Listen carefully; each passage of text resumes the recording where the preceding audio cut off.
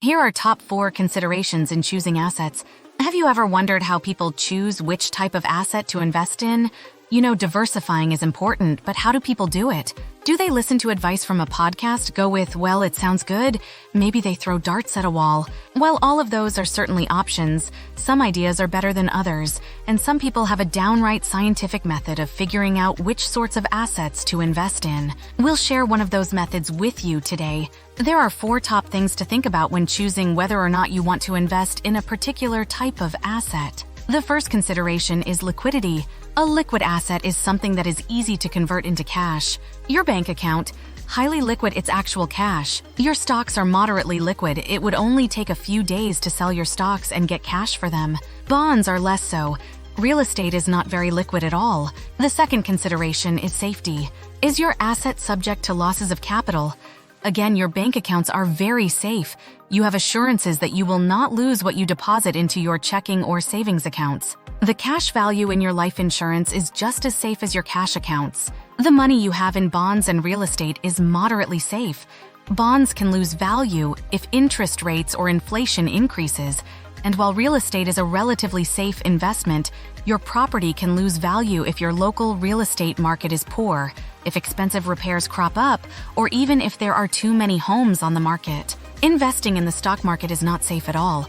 You have the potential to lose every penny you invest, while cryptocurrency is on the far, far side of high risk. The third consideration is growth potential. Most people consider risk potential and growth potential as the same thing. Have you ever heard, no risk, no reward? People often assume that they have to trade risk for reward, but they are definitely 2 separate components to an investment. For example, stocks and mutual funds both have high growth potential, but purchasing separate stocks is riskier than investing in a mutual fund. Real estate has excellent growth potential, while remaining moderately safe, and investing in market futures or a franchise can have high growth potential, but is also high risk. The most important thing to remember here is to evaluate risk and growth potential separately. The fourth and final consideration to this method is tax advantage. Does this asset have any tax advantages to it? In other words, you want to pay something less than income taxes on an investment. Most investment types have some kind of tax advantage. Real estate, brokerage accounts, and investing in cryptocurrencies allow you to pay capital gains taxes on your growth, which are lower than income taxes. Are you investing heavily in your 401k or employer-sponsored retirement account? Those allow you to take advantage of tax deferral. Although, remember, you will end up paying income taxes on your savings and your gains in the long run. Tax-free vehicles include permanent life insurance and Roth retirement accounts. You never pay any taxes on any growth in those vehicles, making them the perfect tax shelters. You also pay no taxes on your gains when you invest in foreign currencies. Other tax-advantaged investments include franchises, bonds and options, futures, and commodities. Owning or investing in a franchise or small business allows you to take advantage of many tax deductions and other tax loopholes, while bonds allow you to avoid federal income taxes and sometimes state income taxes as well. Options, futures, commodities, etc. fall under the umbrella of capital gains taxes. Note that if you are invested in bonds, stocks, etc., through your 401k or other tax-deferred vehicle, you take advantage of tax deferral but not capital gains tax rates as well. Uncle Sam might be able to double dip into your pocket, but he doesn't let you to do the double dipping. Now that you've evaluated each of these 4 items separately for an asset you might invest in, what does it all mean? In general, you want to have 3 positive factors before seriously considering an asset. Here's an example. Let's look at your savings account. Is it liquid? 100%, so that's a go. Is it safe? Also gets the green light. Does it grow? Not even enough to make up for inflation, so that's a no vote. Is it tax advantaged? In no way, shape, or form. So your bank account gets 2 green lights and 2 red lights under this method. Your savings account is not a good asset to invest in. How does permanent life insurance compare under this method? Well, it's liquid after a certain point. Let's give that a yellow light. It's 100% safe, so that's great, and it grows a little bit more than inflation but not by much, so that's another yellow light. But it's the perfect tax shelter, so it's tax advantaged. All in all, it gets a 3 out of 4 votes, so yes, permanent life insurance is a good asset to invest in under this model. How well does a 401k work with these considerations?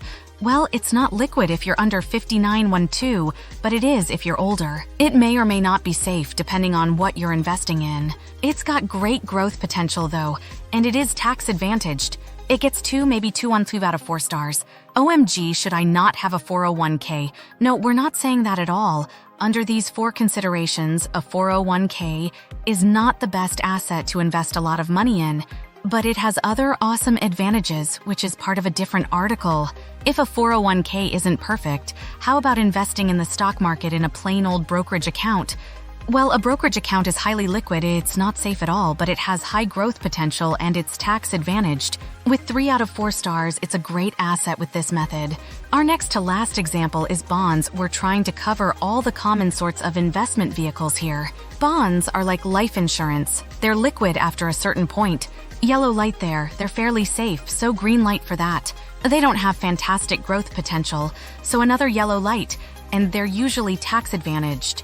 Overall, we give 3 out of 4 to bonds, but remember, details matter and your mileage may vary. And our final example of a common savings investment vehicle is real estate. Is it liquid? Not at all. The selling process can be lengthy. Is it safe? It's not 100% guaranteed, but it is very low risk. So we give real estate the safety green light. Does it have growth potential? Certainly. And is it tax advantaged? Yes, in several ways, extremely cool. 3 out of 4 stars, bring on the real estate. These are the top types of things you might think, is this really a good asset to invest in? And now you have a concrete framework that you can use over and over again to evaluate the potential of any asset. Happy investing! Thank you so much for watching this video. We appreciate your continued support and look forward to serving you with more exciting videos in the future. We hope it has been helpful in understanding the world of passive income. Don't forget to hit that subscribe button, and comment below and turn on your notifications so you never miss a video from Passive Income Journey 777.